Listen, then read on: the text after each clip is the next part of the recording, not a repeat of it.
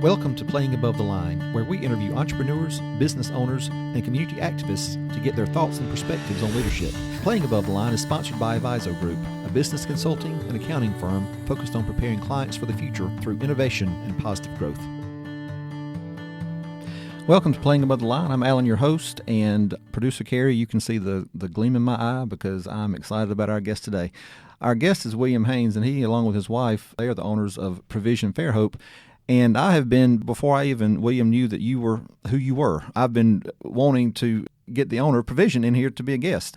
I was doing a lot of market research at Provision the last few months, and was doing a lot of wine drinking at the wine bar there, and I struck up a conversation with a lady who turned out to be Christina Quick, and she's the wine director there at Provision, and just mentioned that I had just gotten through doing my podcast, and so we started talking, and she said, well, I've got the perfect person that you need as a guest, and it ended up being the owner, so my wish came true. So, William, thanks for being here. Absolutely. Thanks for having us. So I guess the first question I need to ask is, can you tell me, or I'd be interested to hear you explain exactly what Provision is, because to me it's just this wonderful mix of wine, bar, coffee shop, little, specialty food store, wine shop. I mean, all those things combined, but I'd be interested to hear what your official definition of what Provision Fairhope is. Well, it's probably shifting a little bit, but my official definition is still it's a market with a deli and a wine bar, essentially. So okay. The genesis of the idea was a market, which, I think when I say that, people probably are picturing something very different than what Provision is, but that was the genesis of our idea. And then we thought, well, let's add some sandwiches and breakfast and coffee. And then the space is really big, so we had the space to add a wine bar. And we knew all along we wanted to have a pretty big retail wine selection, so the wine bar made sense. But the space is very different than most markets in a lot of ways, but one being we have a lot of seating, right. A lot of lounge areas. Somebody told me recently it's a true bodega, which I had to leave and remind myself what a bodega is. Yeah. It's a market. Right. So I'm sticking with market, but maybe I'll start saying bodega because then everybody will just smile because they're like, sure, whatever that is. Sounds fancy. Yeah. So what's your background then? So what did you do before opening Provision, and then how did the idea for a market / wine bar / coffee shop / deli, how did that fit into what you saw in Fairhope? Well, just before starting Provision, for the last 5 years, I've worked in government affairs for Unity Fiber, okay, which was Southern Light. And that obviously is very different than the service industry. Right. But the way that my wife Elizabeth and I were launched onto this journey was when we first were married, we moved to Northern California, and we were broke as a joke. And when I say broke as a joke, I mean like we were eating Campbell's soup every day. We had 6 housemates. Like we were broke. And her parents came to visit San Francisco, which was south of where we lived. But they got us a room at the Ritz, and we were, of course, thrilled. Right. And it was like almost like we had this epiphany of how healing hospitality can be. Mm. And all of our senses, like taste, touch, feel, sight, sound, and the Ritz does all of those so well. Right. So we started thinking, the question everybody asks, if I could do anything with my life, what would it be? And we thought, well, let's go start an inn, because that's, something you can pull out of your back pocket. Right. And, we had no training. I was an analyst for a commercial real estate company. Then we moved to California to do a school of ministry. So nothing related to hospitality. But we were familiar with Blackberry Farm in Tennessee. Mm-hmm. And in our minds, it was and still is in many regards kind of the best of the best. And we didn't know the proprietor at the time, Sam Bell, but we knew people who knew him. And so we were able to get in touch with him. And basically we went and made a pitch to do a management training program. Okay. And he kindly agreed to that. And so we worked in all the different departments between the two of us, and that's where my sidetrack into government affairs came in, because Sandy Simpson announced he was running for mayor of Mobile, and I was dying to work on his campaign, and my wife was like, okay, that's not why we came to work at Blackberry Farm, but right. Sure. So I did that. Then I worked in government affairs, and then we kind of always had this thing in our mind of like going back to the service industry. Yeah. And so, everything kind of lined up. Right. All right. So much to talk about here. So let me start with this. You mentioned hospitality and the healing powers of just good hospitality. I am a firm believer that different people have different gifts, and I strongly believe that hospitality is a gift that some people have. Not all people have it, and it's fine. They have other gifts, but hospitality is one I believe that people have. Have you always seen that in yourself? Do you think that's something that is innate in you, or is it something that you just kind of learned by seeing, what went on at the Ritz and Blackberry Farm and different and things like that? How does that look in your life? I mean, was it something that you knew you had always? No, I don't think so. I mean, people do talk about like the H gene, the hospitality gene, if you will. And I mean, it's not like my wife and I are hosting people at our house, 6 nights a week, making fabulous meals and drinking fabulous wine. I mean, there are people like that. That's kind of, I guess, what my image is of somebody that I'm like, oh, you need to like go open a restaurant.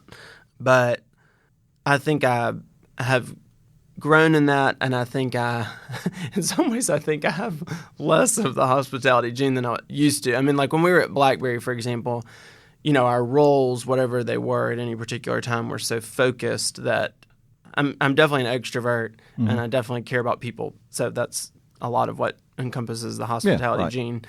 And so it was like all I had to do was focus on that particular role and the person in front of me. Whereas now it's like I'm focused on the person in front of me, but also like the heater's broken and so-and-so just tested positive for COVID and, I've got to write checks and all that stuff. So it feels a little less like I'm functioning in that now, but right. Well, understood. It's a really long-winded answer to. Well, no, but I mean, and that's a good point. I mean, as the leader and the entrepreneur and the owner, I mean, you do have to wear 50 different hats, and so you probably aren't always as maybe focused or in tune with that hospitality gene as you'd like to be. But I did read something on one of your social media pages. I don't know if it was Facebook or Instagram, but someone said that provision is Fairhope's living room. I don't know if you saw that comment or not, but I don't know if that's what you were going for, but it's got to make you feel good when somebody equates what you've built there to a living room, right? Because that's the most hospitable, warmest place that you can probably imagine is someone's living room.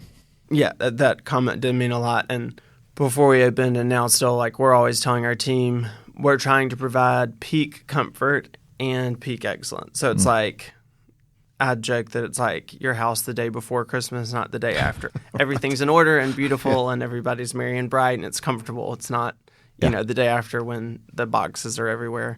So, yeah, I mean, that's the goal of what we're trying to go for. Yeah, well, I think you nailed it because, like I said, I love it, and I just get the warm fuzzies every time I go in there. So it's good stuff. Thank you, Carrie. This might be a two-parter because we haven't even made it to leadership yet. But anyway, we're going to cover everything that we need to cover. No, this is good stuff. All right, let's circle back to Sam. I know that Sam has passed away, unfortunately, a couple of years ago. But what did you mentioned him along with Mayor Stimpson and then Andy Newton at Southern Light. But tell me what you learned from Sam and what you learned from Sandy and what you learned from Andy. What are the things that you took away from them as far as, your leadership style or your management style? I mean, just you as a business owner, can you point to any of those things? Yes, I think I learned a tremendous amount from all of them. There's a lot of things I'm not good at, of course, but one of them I think I'm fair at is identifying exceptional leaders and attaching myself to them, whether they like it or not. And from Sam, certainly just peak excellence and attention to detail. And we didn't interface with Sam a ton, because we were like in the departments, kind of on the ground, rotating through. But every time we did meet with him, I was just so impressed by his excellence. And then Sandy, I mean, I would say the same thing. To me, the really interesting thing about Sandy is he's very analytical, but he's also really good with people, which is often hard to find. I'm probably stronger in the human side of the business. So I think I learned from him just the ability to will yourself to balance those. And from Andy, golly, I just learned a tremendous amount about creating culture and making work a place where people want to come, where he is the best at just creating a real esprit de corps. So I think, I've learned a lot from all of those people. That's great. So talk about, you've already mentioned the C word one time, COVID. So when did Provision Fairhope open? May 18th. May 18th of 2020. 20. So right dead slam in the middle of a pandemic, correct? Yeah, so we had to delay opening. Okay, so what did that decision-making process look like? Because we talked a lot with our guests the last few months about COVID and the impacts it had on their lives and that kind of thing. But I've got to think if you're planning on opening a retail establishment that has a lot of foot traffic in and out and you're dealing with food service and drink service, that, a pandemic, that'll kind of throw a monkey wrench in things. So, I mean, what did that decision-making process look like? And at what point did you finally say, okay, we're just going to do this and, back your ears and dive in, as my granddaddy used to say, Well, we knew we were going to have to delay opening because of the state mandates, and we just knew we weren't going to be able to have enough face time with our team to be ready. So, yeah. I mean, the nice thing about our business is it was always considered essential because we have enough of a grocery component that we could be considered a grocery store. Okay. So it was more a question of, do we open the kitchen? Do we have the wine bar open? How are we going to open? And basically we just decided it's hard to do the thing with only, maybe 1/4 of it going. Mm-hmm. And so we're going to open, we're going to wear masks. Obviously everybody's supposed to be wearing masks, but at the time, I'm trying to remember. Yeah, at the time that wasn't the case. So we decided we were going to wear masks, and crazy year to open a public-facing business, and then of course there was a hurricane. Yeah, I forgot about that. But thankfully there are people like you that are willing to come out and drink a glass of wine.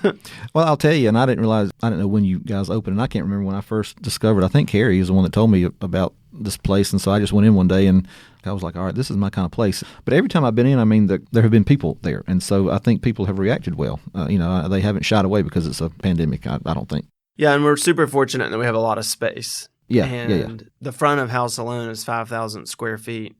And there is a lot of blank space, so people feel very safe. Sometimes people come in and thank us for designing it with COVID in mind, which I'm like, we designed it a year and a half ago, but you're welcome. Take the credit. So talk about your team at Provision. I've met Christina, your wine director. I know that you've got other key personnel there. So tell me about your key players there and what you look for in a team member, because one of the things that you check, we have a little show primer that we ask you to check some boxes, and your team is one that you check. So what about your team is special? What do you look for when you're looking for a team member for Provision? A cultural fit is a big one for us. So somebody that shares our core values and is going to be the type of person we want people to experience when they come into Provision. Christina Quick is a great example. She is incredibly knowledgeable, so she's, skilled at her craft, if you will. But she's also really approachable, right? Very easygoing, which for us, for like having a wine program, especially our wine program, which has very unique wines, we wanted people to feel comfortable, not like, you walked into your grandfather's suit shop and you're like, ooh, what am I supposed to be doing? I feel so awkward. Yeah. So she's great at bridging that divide. And then our coffee manager, she's managed coffee shops in Omaha, and we both lived in the same place in Northern California. So we just had shared experiences, and she's been incredibly strong. And then our chef is amazing. And she wasn't with us at the beginning. The other two were. But Brandy came a little bit afterwards, and she's been incredible and just pushed our menu. And she creates a kitchen where people want to come to work, which for anybody that's worked in commercial kitchens, that's rare. Yeah. If you walk in our kitchen, there's not yelling. There's not, people aren't slamming things down. I mean, it gets intense, but it's all very controlled, and that's because of her. So you mentioned culture a couple times, but how would you define the culture of Provision, or what do you aspire the culture for Provision to be? It would be interesting for you to ask our team. Yeah, sometimes you need to ask the team members as opposed to the I don't know, what they're experiencing. But we want it to be a really safe place. I want it to be the kind of place where people want to come to work, where they kind of like my description of the front of house, like peak excellence, peak comfort, which that can be hard managing towards that, because if you go too heavy on peak comfort, sometimes it's a little hard. But that is what we want. I want people to be friends outside of work. I want them to feel really comfortable. I mean, we're not a big business, but we have around 30 employees. And so with that many people, you have people with really tough stuff going on in their life. And we just want to be kind of a part of the team for their life. And I'm trying to be honest. At the beginning, I definitely told everybody, and there's probably a few new hires that I haven't told this. We try to tell people, like, we want to make your dreams come true. Mm-hmm. I hope you want to work here forever, but, you probably don't if you started as a dishwasher. We have somebody that works at the front desk. She's down to be a meteorologist. Okay. Like, what can we do to help you get there? Yeah.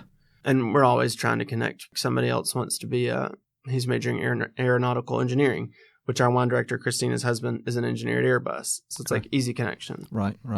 That plays perfectly into the 4 qualities that we asked you to name that you thought someone needed to be a good leader. I mean, you put good listener, inspirational, ability to delegate, and team player. And I think all of those things drive that culture that you just talked about. We've heard a lot of these before. Definitely active, good listening is important. We've heard that over and over again. Delegation is important. Inspirational, that's an interesting one. What did you mean by that necessarily? Well, going back to the people I mentioned that I've learned a lot from, Sam Bell and Sandy Simpson and Andy Newton, they are all incredibly inspirational. Mm-hmm. So it's not like Sam, for example. Well, we've been voted the number 1 resort in North America in travel and leisure. We're done. It's like, no. We're going big.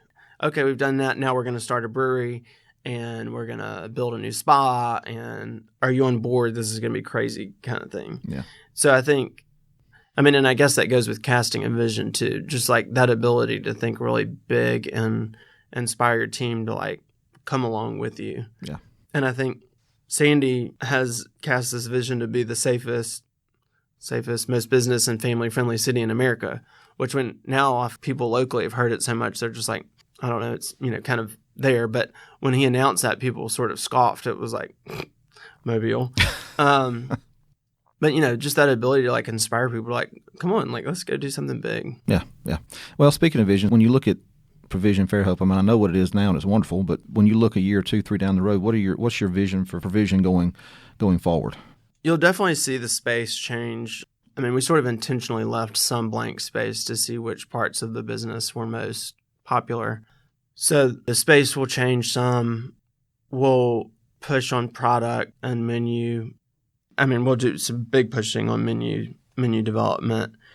And we're kind of at this point right now where there's a lot of internal work we need to do, on processes and right.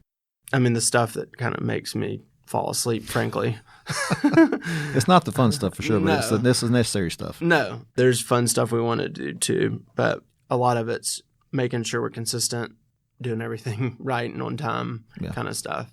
But one thing I'd really like to do, you said over the next 1 or 2 years is just to be able to train our team better and more efficiently as well.